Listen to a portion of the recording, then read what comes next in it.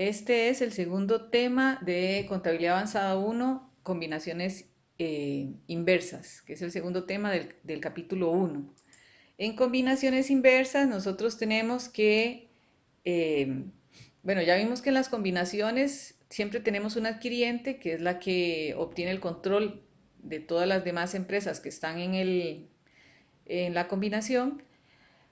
Como esta empresa es la que obtiene el control, entonces las otras son las adquiridas, sus activos se van a medir a valor razonable en el momento de la combinación. Si es una fusión, esos activos van a formar parte a partir de ahí de los activos de la empresa controladora. Si es una consolidación, pues los dos van a tener estados financieros independientes y esos estados financieros independientes se deben consolidar, lo que significa es que se van a unir. Bueno, una combinación inversa lo que hace es, en una combinación siempre hay dos o más empresas que se combinan y en ellas hay una que adquiere el control, ¿verdad? Eso es lo principal. Entonces, cuando estamos identificando una combinación, hay que saber que es una fusión pura, ¿verdad? Que es cuando desaparecen las dos entidades combinadas y aparece una nueva, pero siempre hay una que es la que mantiene el control de esa entidad nueva. Fusión por absorción es que las dos entidades combinadas, una de ellas desaparece, pero la que obtiene el control absorbe a la otra. Escisión total, que es que la entidad escindida desaparece para ser absorbida por otras que van a obtener el control de esas partes de la que desapareció.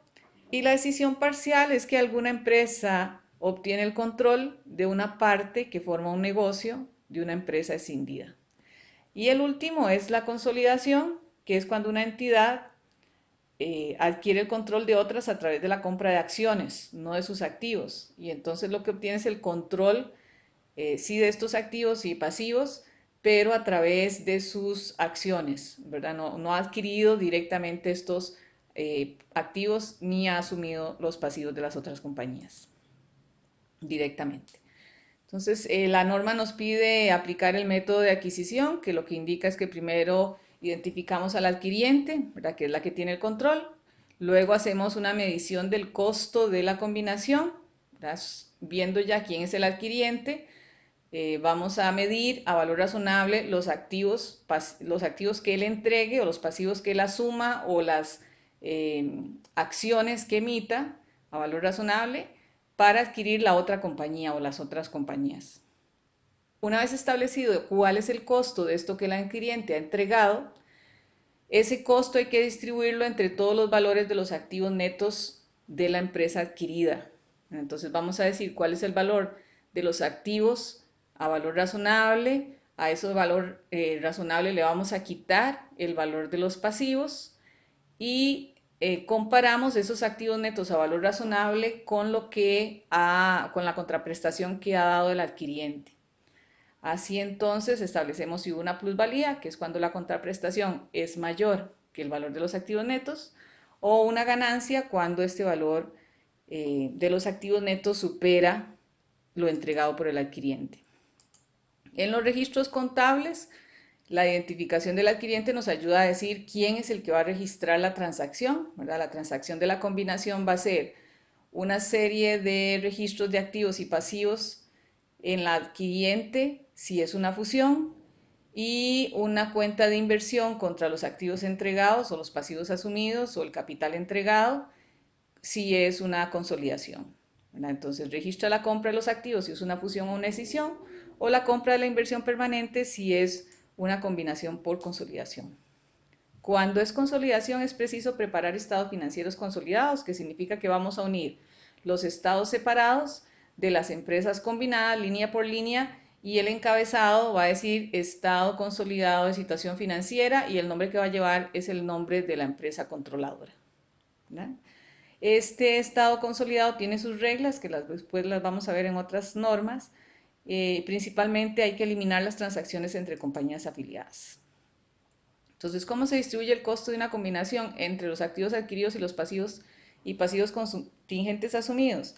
La adquiriente puede reconocer determinados activos y pasivos que la adquirida no haya reconocido previamente en sus estados financieros. Por ejemplo, marcas que la empresa adquirida no tenga registradas en sus estados financieros, pero que sí funcionan en el negocio, patentes que para la empresa pueden estar totalmente amortizadas, pero se siguen utilizando y tienen un valor razonable, y etcétera, ¿verdad? Esos activos que están en la empresa, que no están contemplados en sus estados financieros, pero que como son activos tienen una probabilidad de beneficio futuro y entonces la adquiriente paga por esos activos también. Eh, la adquiriente reconoce de forma separada un activo intangible de la entidad adquirida en la fecha de adquisición si su valor razonable se puede medir de forma fiable, ¿verdad? Entonces va a haber activos como patentes, derechos de marca, ¿verdad? Algunos activos intangibles que la empresa adquirida no tiene registrados en sus estados financieros, pero que tienen un valor para la empresa adquiriente. Estos activos tienen que ser susceptibles de ser separados, ¿verdad? Como cualquier activo intangible, otorgado, cedido o vendido, o otorgado como licencia de operación, arrendado o intercambiado. Y además, estos activos surgen de derechos contractuales o de otros derechos legales con independencia de que esos derechos sean transferibles o separables de la entidad o de otros derechos u obligaciones. Entonces, la distribución de este costo también significa que la entidad adquiriente va a reconocer como parte de sus costos de la combinación los pasivos para determinar o reducir las actividades de la adquirida, pero esto lo hace solo cuando la misma tenga en la fecha de adquisición un pasivo ya existente por esa reestructuración. No puede registrar pasivos futuros por la reestructuración. Ese pasivo tiene que existir en ese momento en que se hizo la combinación. Y la entidad adquiriente, al distribuir el costo de la combinación, no reconoce pasivos por pérdidas futuras ni por otros costos en los que espere incurrir como consecuencia de la combinación de negocios. Cuando los negocios se combinan, es muy probable que ya para adaptarse completamente la empresa adquirida vaya a generar una disminución, ¿verdad?, de sus utilidades o que incluso vaya a tener pérdidas, hay que liquidar empleados, hay que disminuir algunas operaciones o cambiarlas, pero esto no se va a saber hasta el futuro. Entonces, estas pérdidas no se estiman porque se van a registrar hasta que se den. También la norma establece cómo tienen que evaluarse los activos que tiene la adquirida, ¿verdad? Instrumentos financieros a valores corrientes, instrumentos financieros no negociados en un mercado activo a valores estimados, partidas a cobrar al valor presente de los importes a cobrar, inventarios de productos terminados al precio de venta neto de costos de venta y margen de utilidad razonable, etcétera. Entonces ahí hay una serie de, por ejemplo, la propia planta y equipo de diferentes de terrenos y edificios, hay que hacer avalúos, etcétera, ¿verdad? Esos son los montos en los que se tienen que registrar. En cuanto a pasivo, las obligaciones por planes de prestaciones definidas, el valor presente de esas obligaciones, activos y pasivos por impuestos conforme a la NIC 12, etcétera, ¿verdad? Entonces, es como si se estuvieran comprando esos activos directamente.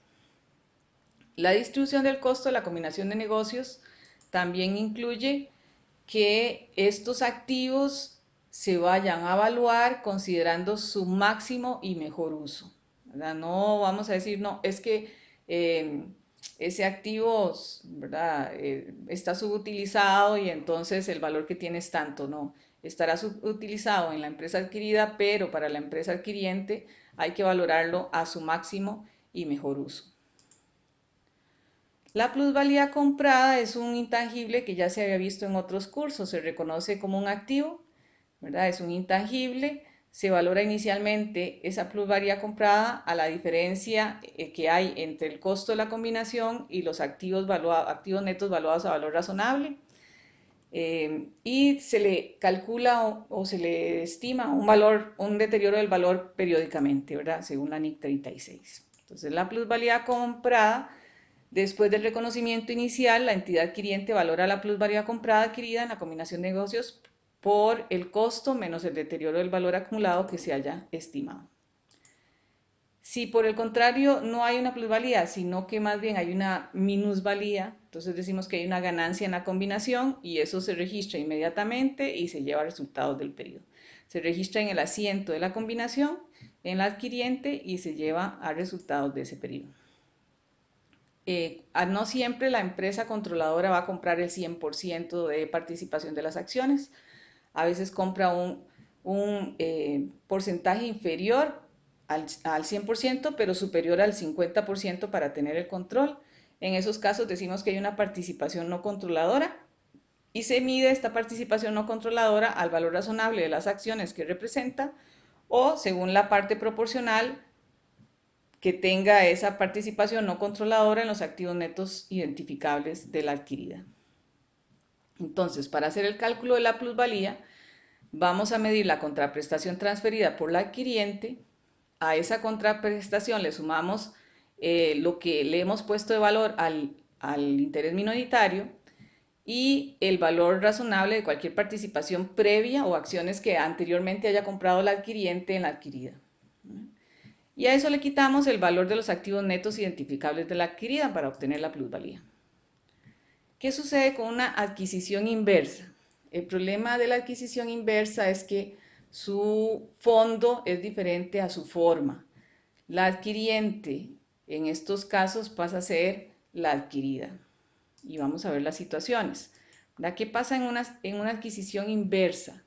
Tiene lugar cuando la entidad que emite valores, la adquiriente a efectos legales, es identificada como la adquirida a efectos contables. ¿Por qué sucede esto? Porque la empresa adquiriente, para efectos legales, emite tantas acciones para los accionistas de la empresa adquirida para efectos legales que pierde el control de sí misma y entonces lo entrega a los accionistas de la empresa adquirida para efectos legales, ¿verdad? Por eso aquí, para efectos contables, tenemos que registrar la transacción diferente, ¿verdad? Factores para decidir, bueno, entonces vamos a revisar si los antiguos accionistas de la entidad cuyas acciones son adquiridas poseen la mayoría de las acciones y controlan la mayoría de los votos en la entidad combinada, ¿verdad? En las dos empresas o tres empresas combinadas. Y además vamos a analizar si la dirección de la entidad combinada procede fundamentalmente de la entidad cuyas acciones fueron adquiridas. Al final lo que necesitamos establecer es quién se quedó con el control, cuáles de los accionistas están controlando las empresas combinadas. ¿Por qué se da este tipo de situaciones? Bueno, a veces una empresa no cotiza en la bolsa, pero quiere salir ¿verdad?, a cotizar en la bolsa y entonces no registra sus propias acciones, sino que lo hace a través de otra empresa, ¿verdad? Entonces adquiere una empresa que ya cotiza, pero que es más pequeña que ella, y a través de ella, pues empieza a participar en la bolsa de valores, ¿verdad? Entonces para esto, por ejemplo, aquí se complica saber quién es el adquiriente y la adquirida porque hay un intercambio de acciones. Lo que tenemos que revisar es si la empresa adquiriente para efectos legales está entregando tantas acciones a los accionistas de la empresa adquirida para efectos legales que entrega a esos accionistas su propio control, ¿verdad? Si emite más acciones de las que ya tienen circulación es porque le está dando su propio control a los accionistas de la empresa adquirida para efectos legales. Entonces la entidad B y la entidad A entran en una combinación de negocios bajo las siguientes condiciones. La entidad B adquiere el 100% del capital de la entidad A. Los tenedores previos de las acciones de A se les emiten nuevas acciones para adquirir el 75% de las acciones con voto, con derecho a voto de la entidad B. Los gerentes de la entidad A mantienen sus puestos en la entidad B. El valor razonable de los activos netos de la entidad B y A en el momento de la adquisición eran 1.000 y 3.000. Entonces vean que aquí A es más grande que B y lo lógico sería que sea A quien adquiera B. B adquiere el 100% de todas las acciones de A. La empresa B adquiere a A. Pero ¿quién controla B? Los accionistas de A, ¿verdad? Entonces sí es cierto que B controla A, pero los accionistas de A controlan a B. Y así como controlan a B, controlan a través de B, ¿verdad? Eso lo vemos aquí. Los accionistas de B tienen el 100% de acciones de B y los accionistas de A tienen el 100% de acciones de A antes de la combinación. ¿Qué sucede después de la combinación? Que los accionistas de B se quedan con un 25% de acciones de B y que los accionistas de A tienen un 75% de las acciones de B. Entonces, los accionistas de A controlan la empresa B. Y como la empresa B tiene todas las acciones de la empresa A, entonces a través de B controlan también a A, ¿verdad? Eso es lo que llamamos una combinación inversa. Los accionistas de A tienen el 75% de control sobre B y B, que es la empresa B, tiene el control de A. Entonces, basados en estos datos, la entidad A debe ser considerada la adquiriente, aunque legalmente sea B el adquiriente y se deban aplicar los requerimientos de la combinación inversa, que vamos a ver en otro video.